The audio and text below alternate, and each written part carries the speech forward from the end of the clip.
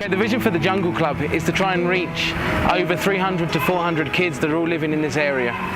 The idea is that they can come, they can play, they can have fun, and they can encounter God in a different way. That through playing on the rock climbing wall, going down a bridge, playing on the TV, on a Nintendo Wii, on whatever we have there, that we can touch their lives and we can tell them a bit more about God and show them there is a different way of living. The Jungle Club has been made possible through people's giving, through their generosity, and we've been able to buy sort of 75% of the property that we have at the moment. We still have to pay $25,000 just to finish off the debt. So the vision, the long-term vision, is really for us to see, to start with 100, which can snowball into 200, which can snowball into 400, 500 kids, then have 2 or 3 Bible clubs a day, having 500 kids coming.